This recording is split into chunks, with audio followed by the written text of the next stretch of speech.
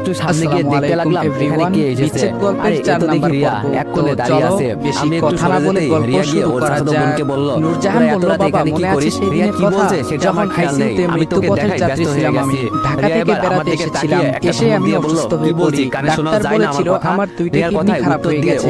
এক সপ্তাহের ভিতর যে করে হোক একটা কিডনি হলেও আমাকে দিতে হবে, না হলে আমাকে বাঁচানো সম্ভব নয়। সেদিন তুমি পাগল হয়ে গিয়েছিলে, এদিক সেদিক ছুটে বেরিয়েছিলে, কিন্তু কোথাও একটা কিডনিও পাওয়া যায়নি। অবশেষে পত্রিকায় বিজ্ঞাপন দিয়েছিলে একটা কিডনি দিতে পারলে তুমি 1 কোটি টাকা দিবে। তবুও কোথাও কিডনি পাওয়া যায়নি। সবাই যখন আমার বেঁচে থাকার আশা ছেড়ে দিয়েছিল, ঠিক 6 দিনের মাথায় কেউ একজন এসে একটা কিডনি দিয়ে আবার চলে গেল।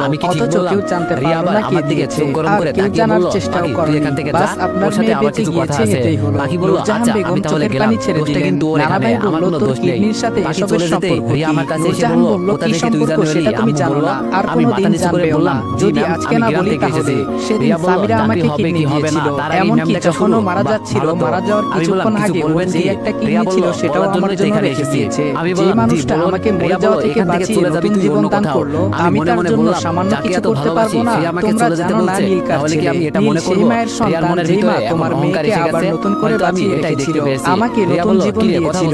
নীল সেই মায়ের সন্তান, আর তোমরা কিনা তাকে এত কষ্ট দিয়েছো। বাবা তোমরা বারবার বলো না ওই কি যেন জারজ, তোমরা সত্যিটা না জেনে কিভাবে পারো অন্য কাউকে এইভাবে মিথ্যা অপবাদ দিতে? নীল কোনো জারজ সন্তান নয়, ওর বাবা আছে, আর ওর বাবা যে কেউ নয়, বাংলাদেশের সবচেয়ে বড় কোটিপতিদের একজন, মেঘনা গ্রুপের চেয়ারম্যান রায়হান মাহমুদের একমাত্র ছেলে জিসান মাহমুদ নীলের বাবা। ওর বাবা যদি জানতে পারে নীল এখনো বেঁচে আছে, তাহলে 24 ঘন্টার মধ্যে ওকে খুঁজে বের করে তাকে সাথে নিয়ে যাবে, যেটা আমি চাই না। নানা ভাই অবাক হয়ে বলল, কি বলছিস সব? নীলু, রাকিব, মামনি কেউ কোনো কথা বলছে না, সবাই দাঁড়িয়ে চুপচাপ শুনছে। নূরজাহান বলল, আমি শুরুতেই ভুল করেছি, সত্যটা গোপন রেখে। আমি আগে কখনো বলিনি, কারণ নীল শুনলে কষ্ট পাবে। 2000 সালের শুরুতে সরকারিভাবে স্কুল কলেজ সবই বন্ধ। নূরজাহান বাসায় আসবে, সকাল থেকে ব্যাগ গুছিয়ে রেখেছে, আর একটু পরেই বেরিয়ে যাবে। সামিরা বলল, আচ্ছা নূর, আমাকে তোর সাথে নিয়ে চল না, আমি এখানে একা একা কি করব শুনি? নূর বলল, কি করবি সেটা তুই জানিস না, চুটিয়ে প্রেম করবি জিসানের সাথে। সামিরা বলল, আরে কি বলছিস এসব, প্লিজ আমাকে নিয়ে চল তোর সাথে। নূরজাহান বলল, দেখ বোন, আমাকে জিসান ডাইরেক্ট না করে দিয়েছে, তোকে যেন আমার সাথে না নিয়ে যায়। এই কয়েকদিন নাকি তোর সাথে পুরো শহর ঘুরবে, আমি তোকে নিয়ে গেলে আমাকে কেলাবে। সামিরা হাসিতে বলল, জিসান এই কথা বলেছে? নূরজাহান বলল, হ্যাঁ অবশ্যই বলেছে। ওনা বললে আমি তোকে সাথে নিয়ে যেতাম। আর শোন, তোর জন্য একটা গুড নিউজ আছে। সামিরা বলল, কি গুড নিউজ বল? নূর মুচকি হেসে বলল, আরে ধুর, আমি দেব নাকি? নিউজটা তো দুলাভাইয়ের মুখে শুনে নিবি। সামিরা বলল, আচ্ছা যা, বিদায় হ। নূরজাহান বলল, তোকে সাথে নিয়ে যাচ্ছি না দেখে এমন করছিস, প্লিজ জানো রাগ করিস না, আমি তো আবার চলে আসবো, মাত্র 4 দিন থাকবো বাসায়। অতঃপর নূরকে টার্মিনাল অবধি ছেড়ে দিল সামিরা। বিকেলে হোস্টেলের ছাদে দাঁড়িয়ে আছে সামিরা, আর আকাশে হালকা কুয়াশা জমেছে, সেদিকেই তাকিয়ে আছে। হঠাৎ করে ছাদে একটা ছোট পাথর এসে পড়ল, নিচ থেকে কেউ ছুঁড়ে মেরেছে হয়তো। দূর থেকে লক্ষ্য করলো পাথরে কাগজ মোড়ানো। কাছে গিয়ে কাগজটা খুলে দেখলো কিছু একটা লেখা, কলিজা, আমি নিচে অপেক্ষা করছি, তুমি এখনই রেডি হয়ে চলে আসো, তোমাকে নিয়ে একটা জায়গায় যাব, ইতি তোমার পকেটে। সামিরা খুব ভালো করেই বুঝতে পারলো এটা জিসানের কাজ। চিঠিটা পাওয়া মাত্র তাড়াতাড়ি নিচের দিকে তাকালো, দেখে সে দাঁড়িয়ে আছে, একটা টি-শার্ট আর একটা ছেঁড়া প্যান্ট পরা। ইশারায় বলল, 5 মিনিট দাঁড়াও, আমি আসছি। সামিরা রুমে গিয়ে রেডি হয়ে নিচে চলে আসলো। জিসান দাঁড়িয়ে আছে। জিসান বলল, এই চলো তাড়াতাড়ি। জিসান আগে থেকে একটা রিকশা দাঁড় করিয়ে রেখেছিল। জিসান সামিরার পাশে উঠে বসলো। সামিরা একবার জিসানের দিকে তাকিয়ে বলল, বখাটে। জিসান বলল, কি বললে? আমি বখাটে? সামিরা বলল, কই, কে বলল? জিসান বলল, কি মনে করো আমি শুনতে পাইনি? সামিরা বলল, আপনার মাথার চুলগুলো এভাবে এলোমেলো কেন? আর মনে হয় আপনার কাছে টাকা নেই, তাই ছেঁড়া প্যান্ট পরে এসেছেন। জিসান এবার ভ্রু কুঁচকে সামিরার দিকে তাকিয়ে রইল। সামিরা বলল, আপনি এইভাবে বাংলা ছবির ভিলেনের মতো তাকিয়ে আছেন কেন? জিসান সামিরার হাত ধরে বলল, তুমি একটু আগে কি বললা? আমার কাছে টাকা নেই, আমি ছেঁড়া প্যান্ট পরে এসেছি, আমাকে কিছু টাকা দাও, একটা প্যান্ট কিনবো, প্লিজ না করো না। সামিরা বলল, এরকম ভিলেনের মতো না তাকিয়ে ডাইরেক্ট বলে দিলে কি হয়? আমি তো ভয় পেয়ে গিয়েছিলাম। আচ্ছা তোমাকে টাকা দেওয়া যাবে না, চলো তোমায় একটা প্যান্ট কিনে দেব। জিসান বলল, ঠিক আছে মামা, মার্কেটে যাও তো। জিসান সামিরার দিকে তাকিয়ে আছে, আর সামিরা শহরে থাকা সব কয়টা গাড়ির দিকে তাকিয়ে তাকিয়ে দেখছে। কি অদ্ভুত মেয়েটা, রিলেশনের 2 বছর হয়ে গিয়েছে, এখনো আমাকে আপনি আপনি করে কথা বলে, কোনোদিন আমার বিষয়ে জানতে চাইনি, আর আমিও বলিনি। তবে নূর অনেকবার জিজ্ঞেস করেছিল আমার বাসা কোথায়, বাবা কি করেন, ভাই বোন কতজন। তখন তাকে শুধু বলেছিলাম বাবা একটা বেসরকারি চাকরি করেন, আর ভাই ভাই বোন বলতে আমি একা, আর কিছু জানতে চাইনি, আর আমিও একবারই কিছু বলিনি। সামিরা বলল, আচ্ছা আপনি বলেছিলেন আমাকে কোথাও নিয়ে যাবেন, তা কোথায় নিয়ে যাবেন শুনি? জিসান বলল, আগে চলো, গেলেই জানতে পারবে। রিকশাওয়ালা বলল, মামা নামেন, এসে পড়েছি।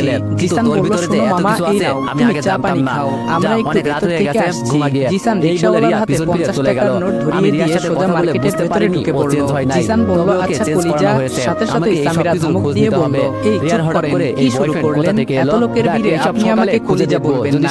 জিসান বলল, ওকে সরি, চলো মহারানী। জিসানের জন্য একটা টি-শার্ট, একটা প্যান্ট কিনলো, আমার জন্য একটা টি-শার্ট আর একটা প্যান্ট কিনলো। প্রথমে আমি দিতে চেয়েছিলাম, পরে ভাবলাম না, থাক না, প্রিয় মানুষটার দেওয়া কিছু। সামিরাকে নিয়ে সোজা আমার বাসায় চলে আসলাম।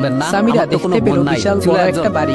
সামিরা বলল, এই আপনি এটা কার বাড়িতে আমাকে নিয়ে এসেছেন? জিসান বলল, আমার এক ফ্রেন্ডের বাড়ি এটা, ওনারা তোমাকে দেখতে চেয়েছিলেন তাই নিয়ে আসলাম তোমাকে। সামিরা বলল, দেখুন আমি কারো বাসায় যাব না, আমাকে হোস্টেলে দিয়ে আসেন। জিসান বলল, আরে পাগল নাকি, চলো আমার সাথে। হাত ধরে নিয়ে গেল। ভেতরে সোফায় বসে আছেন আমার ছোট ফুফু। আমাকে আর সামিরাকে দেখে কাছে আসলেন। জিসান বলল, ফুফু আম্মু কোথায়? ফুফু বলল, তোর আম্মু উপরে। তার আগে এটা বল মেয়েটাকে। জিসান বলল, তোমার বৌমা। সামিরা চোখ বড় বড় করে তাকিয়ে আছে জিসানের দিকে। তার ফুফু হা করে তাকিয়ে আছেন সামিরার দিকে। সামিরা বুঝতে বাকি রইল না এটা জিসানের ফ্রেন্ডের নয়, বরং তারই বাসা। জিসান বলল, সামিরা চলো। জিসানের মায়ের রুমে গিয়ে সামিরাকে বলল, যাও সালাম করো, ইনি আমার আম্মু। সামিরা পা ছুঁয়ে সালাম করে নিল। জিসানের মা বলল, আরে উঠো মা, এই কি করছো? সামিরা চুপচাপ দাঁড়িয়ে আছে। এই মুহূর্তে তার কি করা উচিত সে নিজেই জানে না। মনে মনে জিসানের উপর অনেক রাগ জমতে শুরু করলো। বলা নেই, হঠাৎ করে এমন একটা পরিস্থিতির মুখে দাঁড় করিয়ে দিল। জিসান বলল, আম্মু এখনো বললে না তোমার বৌমা কেমন? জিসানের মা বলল, মাশাআল্লাহ অনেক সুন্দর। তোমার নাম কি মা? সামিরা বলল, জি আন্টি, আমার নাম সামিরা। জিসানের আম্মু বলল, জিসান তুই সামিরাকে নিয়ে তো রুমে যা, আমি আসছি। জিসান সামিরাকে নিয়ে রুমে চলে আসে। জিসান গিয়ে খাটের উপরে বসে পড়ে। সামিরা দরজার পাশে দাঁড়িয়ে চোখ ছোট ছোট করে তাকিয়ে আছে জিসানের দিকে। জিসান বলল, কি হলো কলিজা, এদিকে আসো, ওখানে দাঁড়িয়ে আছো কেন? সামিরা বলল, জানেন কাউকে মিথ্যা বলার পরিণাম কি হতে পারে? আপনি এত মিথ্যাবাদী কেন? জিসান অবাক হয়ে বলল, আজিব তো, আমি আবার কখন তোমাকে মিথ্যে বললাম? সামিরা বলল, আপনার বাবা একটা বেসরকারি চাকরি করেন, আপনার ফ্যামিলিতে কেউ নেই, শুধু আপনি আর আপনার আব্বু আম্মু। এটা মিথ্যে নয়? ওই এখানে আসার পর তো আমার একবারও মনে হয়নি আপনার বাবা একটা বেসরকারি চাকরি করেন। আমি তো দেখলাম আপনার ফুফু আছে, চাচা চাচি আর একটা ছোট বোনও আছে। এগুলো কি তাহলে কারো কাছ থেকে কিনে এনেছেন? জিসান বলল, ও মাই গড, তুমিও না? এইগুলো তো আমি নূরজাহানকে বলেছি, তোমাকে তো বলিনি, আর তুমি তো কোনোদিন জিজ্ঞাসা করনি, তাহলে তোমাকে আমি মিথ্যে কখন বললাম? সামিরা বলল, আরে এটা তো একই কথা, আমাকে বলা আর নূরকে বলা একই। জিসান বলল, কলিজা এসব বাদ দাও, এক্ষুনি আম্মু আসবেন, চুপচাপ বসে থাকো, এদিকে আসো। সামিরা জিসানের কথা অনুযায়ী তার পাশে গিয়ে বসে থাকে। সামিরা বলল, আচ্ছা আমার বাসায় থাকে, আমাকে পছন্দ হবে তো? জিসান বলল, হবে মানে 100% হবে, আমার ফ্যামিলির সবাই আমাকে অনেক ভালোবাসে, আমি যা বলবো তাই হবে।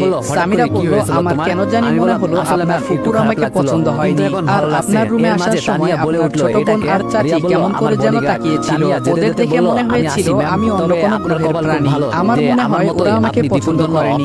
জিসান বলল, ওই কলিজা এত টেনশন করো না তো, তুমি যেমনটা ভাবছো তেমন কিছুই হবে না, আমার উপর বিশ্বাস আছে তো? জিসান সামিরার হাতের উপরে হাত রেখে কথাটা বলল। একটু পর বাসার সবাই একসাথে জিসানের রুমে আসলেন। এতক্ষণে জিসান সামিরার হাতটা ধরে রেখেছিল। সামিরা নিজে থেকে জিসানের হাতটা ছাড়িয়ে নিতে চাইলে জিসান আরো শক্ত করে ধরে রাখলো। জিসানের বোন বলল, আচ্ছা ভাবি, ভাইয়াকে তুমি নাকি বখাটে বলে ডাকো? সেম তোমার মতো আমিও ডাকি। চাচি বলল, এই আবা, ফাজলামো পরে হবে। আম্মু বলল, আচ্ছা মা, তোমার আব্বু আম্মু কেমন আছেন? সামিরা বলল, জি, মানে সামিরা একদম নার্ভাস হয়ে গিয়েছে, কি বলবে? জিসান বলল, আম্মু ওর আব্বু আম্মু কেউ নেই। জিসানের আম্মু বলল, স্টুপিড, তুই আগে বলতে পারলি না? সামিরা, মন খারাপ করিস না মা, আমি জানতাম না, গালাটা আমায় বলেনি। সামিরা বলল, না ঠিক আছে, সেদিন অনেক কথা হয়েছে, খুব সহজেই সবাই সামিরাকে আপন করে নিয়েছিল। কয়েক ঘন্টার জন্য সামিরা বলে গিয়েছিল সে অনাথ, তার কেউ নেই। তখন মনে হয়েছিল তার সবই আছে। এই কয়েক ঘন্টা তার চেয়ে সুখী এই পৃথিবীতে আর কেউ নেই। রাতে সবাই বসে আড্ডা দিচ্ছি, আমি, ফুফু আর আবা সামিরা। তখনই আম্মু এসে বললেন, আব্বু অফিস থেকে আসার সময় হয়ে গিয়েছে, সামিরাকে নিয়ে দিয়ে আসতে। আমি আম্মুর কথা অনুযায়ী সামিরাকে নিয়ে বেরিয়ে পড়লাম। জিসান বলল, কি ব্যাপার, তা বিয়ে কবে করবো শুনি? সামিরা বলল, বিয়ে মানে আমি ওসব বিয়ে টিয়ে এখন করতে পারবো না, আগে আমার পড়াশোনা শেষ হবে তারপর। জিসান বলল, কিন্তু আম্মু তো বললেন যত দ্রুত সম্ভব আমাদের বিয়ের কাজটা সেরে ফেলতে। সামিরা বলল, আচ্ছা ভেবে দেখবো,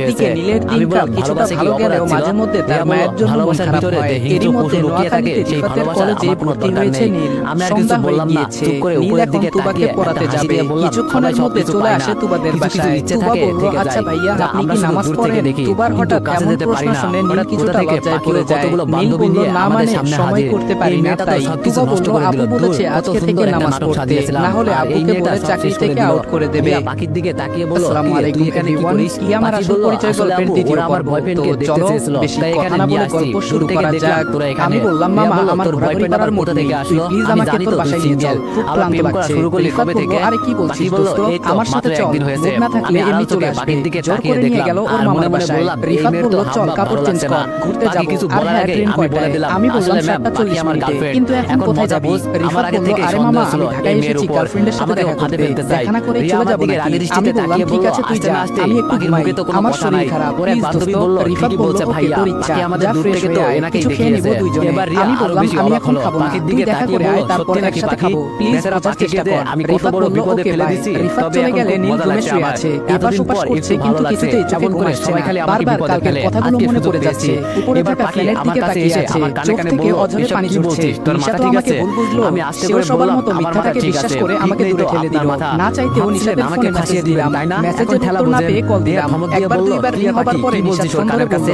হ্যালো কে পাখিকে কিছু বলছেন? বলতে না আমি দিয়ে বললাম, আমি নিশাত বললাম, আমি নেই। "আসলে ম্যাম, কিছুক্ষণ পাখি চুপ চাইছে থেকে আমাকে নিশাত একটা বলল, কিস করতে। কেন ফোন কিন্তু দিয়েছো? এত কি মানুষের বলবে ভিতরে তাড়াতাড়ি তাই বলো। তো লজ্জা আমি বললাম, পাচ্ছে। বিরক্ত এবার হচ্ছ পাখি কেন? কান্না আচ্ছা করে 5 দিবে দিবে মিনিট কথা অবস্থা। বলা যাবে? আমি নিশাত পাখিকে বলল, শান্ত সরি করে 5 বললাম, মিনিট কেন? "কান্দে না কোনো বেবি, দর্শকের চকলেট সাথে আমি খাবে?" 5 রিয়া সেকেন্ডও এবার কথা জোরে বলতে চিৎকার পারবো না। দিয়ে বলল, আমি বললাম, "পাখি, পাখি 4 তো বছরে ভয়ে এতটুকু একাকার হয়ে চিনতে গেল, পারলে চুপচাপ আমাকে। দাঁড়িয়ে সবার আছে। মতো তুমিও রিয়া আমাকে আমার কাছে অবিশ্বাস এসে বলল, করছো। তোমার কাছে নিশাত আমি বলল, এসব আশা অন্যকে করি নাই বললে দীপু, হয়তো তুমি বিশ্বাস না করতাম অন্য না, কাউকে কিন্তু ভালোবাসো। তোমার ফ্যামিলি আমি থেকে বললাম, তোমার বোন এসব নীলু করতে নিজে হয়েছে ফোন দিয়ে আমার আমাকে বোনের বলেছে। জন্য। তাছাড়া সাথে ওর এটাও সাথে আমার বলেছে কোনো তুমি এই সম্পর্ক নেই। পরিবারের কেউ না, এমনি তোমার মিথ্যা বাড়ি কথা নেই, বললাম। ঘর নেই, আমি কিছু মা না বাবাও বললে নেই, আপনার এমনকি বোন তোমার আমাকে নাকি boyfriend জন্মেরও বানিয়ে ঠিক নেই। ফাঁসিয়ে দিত। আমি বললাম দেখেন না, আরেকটা ওর কথা বললে বান্ধবীদের নীল বলে কি দিয়েছে জিনিস এই সেটা কথা। তুমি হারে রিয়া হারে বলল, বুঝতে পারবে। "পাখি, তুই তুমি কি আজকাল খুব জানো আমার দুষ্টুমি বিষয়ে? করিস, বাসায় নীলু চল বাচ্চা আগে।" মেয়ে, তাই পাখি কৃষক বলে বান্ধবীদের দিয়েছে। বিদায় তাই করে বলে তুমি সরাসরি এই রিয়াদের কথাগুলো বাসার বলবা সামনে সেটা চলে কিন্তু গেলাম। আমি মেনে নিব রিয়া না। যাবার আগে নিশাত বলল, আমাকে এত রুমে রাগ যেতে দেখাইও বলল, না, কি জানি আমি ঠিকই দরকার আছে। বলছি, তুমি আমিও বলতে রিয়ার পারবা পিছনে তোমার পিছনে বাবাকে যেতে লাগলাম। পারবে না। ভিতরে যাদের গিয়ে পরিচয় দেখি তুমি এক এত কোণে এগিয়ে পাখি এসেছো চুপ করে তারাও আজকে দাঁড়িয়ে তোমার আছে। পেছনে কি নেই, জানি কারণ রিয়া কি তুমি বলতে একটা চায়। বিশ্বাসঘাতক একটু পর দর্শক। রিয়া একটা ভালোই painting হয়েছে নিয়ে এলো। তোমার আসল এটাতে খুব চেহারাটা সুন্দর আমি করে আগে আমার থেকেই ছবি জানতে আঁকা। পেরেছি, তবে না আমার হলে মুখে পরে আমার দায় থাকার অনেক বড় কারণে ক্ষতি রিয়া হতে আমাকে পারতো। চিনতে পারছে আমি না। বললাম কিন্তু আমি এই এখানে কাজটা আমার ছবি করিনি। কেন? সবাই কিছুই তো যেভাবে মাথায় আজকে আসছে আমার না। উপরে তাহলে মিথ্যা রিয়া কি অভিযোগ আদৌ তুলে আমাকে ধরলে না, ভালোবাসে? সেটা একদিন রিয়া মিথ্যে আমার প্রমাণিত ধ্যান হবে। ভাঙিয়ে বলল, বিশেষ এই করে ছেলেটাই সেদিন না তুমি তোমার আফসোস best করবে, friend? আমি সেদিন রিয়ার ফিরে কথার পেতে উত্তর দিয়ে চাইবে বললাম, আমাকে। কিন্তু নিশাত ওর বলল, ছবি ওই এখানে চুপ, কেন? কি বলছিস রিয়া বলল, এসব? আমি রাখ যখন তোর অন্ধ ফালতু ছিলাম কথা, তখন এই এসব ছবি ফালতু আঁকছি। কথা শোনার কিছুই টাইম দেখি নাই। নাই ঠিকই, এই বলে কিন্তু নিশাত সবকিছু ফোনটা আমি কেটে দিল। অনুভব করতে পারি। বিকেলে রিফাত আমি আসলে বললাম, ফ্রেশ এখন হয়ে এই নোয়াখালীর সিঁড়ি রেখে কি উদ্দেশ্যে বেরিয়ে করবেন? গেলাম। যে মারা রাতেই গেছে পৌঁছে তার কথা গেলাম বলে কি নোয়াখালীর লাভ? সোনাইমুড়িতে। রিয়া পাখিকে ওদের উদ্দেশ্য বাসায় করে গেলাম। বলল, ওর বাবা পাখি, মা জিজ্ঞেস ওদের করেছিলেন দীপুর আমার best friend, পরিচয়। এই কথাটা রিফাত যেন বলল, কেউ ও না আমার জানতে পারে। ফ্রেন্ড, পাখি সিলেট বলল, থেকে আচ্ছা ঘুরতে আপু। এসেছে, রিয়া বলল, কিছুদিন এখন থাকবে তুই আমাদের বাইরে যা। বাসায়। পাখি আন্টি চলে বলল, যাওয়ার ও পর রিয়া তাহলে আমার যা, দিকে তোর তাকিয়ে রুমে নিয়ে বলল, যা। ওর আর সাথে হ্যাঁ, আমি ফ্রেশ বড় হয়ে একটা আয়, অপরাধ আমি করে খাবার ফেলেছি। দিতেছি। হয়তো এক রিফাত সময় বলল, আমি ওকে ঘৃণা রুমে করতাম, এসে ফ্রেশ হয়ে কিন্তু খাবার খেয়ে আমি ঘুমিয়ে বললাম, আছি। কিন্তু কি এপাশ ম্যাম? ওপাশ রিয়া করছি, বলল, কিন্তু দীপু চোখে চলে ঘুম যাওয়ার নেই। পর বারবার আমার আম্মুর শূন্যতা কথা মনে বুঝতে পড়ছে। পারছি।